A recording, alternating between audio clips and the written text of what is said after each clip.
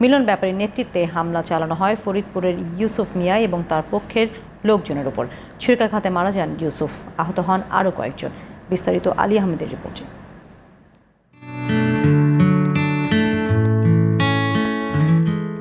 17,364 বর্গ কিলোমিটার আয়তনের আফ্রিকার ছোট্ট দেশ ইসওয়াতিনি, যেটি সোয়াজিল্যান্ড নামে পরিচিত।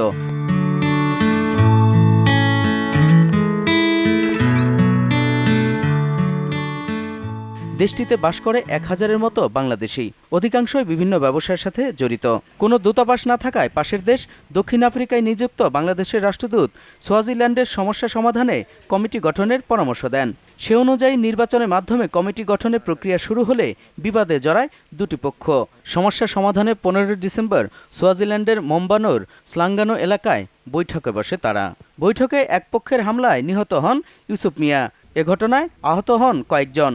পরে হামলাকারী লিটন ও মিলন সহ কয়েকজনকে পুলিশে দেন স্থানীয়রা। একটা মীমাংসার জন্য বসে, সেখানে তো চাকু নিয়ে আসার কথা না।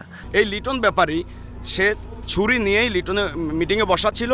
আমি মানি না এই বলে সে ভিলেনের মতো ছুরি বের করেই সে ওদেরকে হুঙ্কার করে। মিলন ব্যাপারী এসে ইউসুফকে ছুরিকাঘাত করে এবং আমি প্রতিহতের চেষ্টা করলে আমিও মারাত্মক আহত হয়ে পড়ে যাই। গত বুধবার ইউসুফের মরদেহ দেশে আনে স্বজনরা। সরকারের কাছে এ ঘটনার সুষ্ঠু বিচার দাবি করেছেন তারা। আমরা প্রধানমন্ত্রীর কাছে সুষ্ঠু বিচার চাই। তাকে তো আর আমরা ফিরে পাবো না, তো আমরা চাচ্ছি যেন তার খুনের একটা সুষ্ঠুভাবে একটা সুরাহা হোক। বাংলাদেশ সরকারের পক্ষ থেকে যতটুকু করার দরকার আমরা ওনাদের সহযোগিতা, একান্তভাবে ওনাদের সহযোগিতা কামনা করছি। একই সাথে সোয়াজিল্যান্ডে বাংলাদেশিদের নিরাপত্তা নিশ্চিতে সরকারের হস্তক্ষেপ চেয়েছেন অভিবাসীরা। Ali Ahmed, GTV news, Dhaka.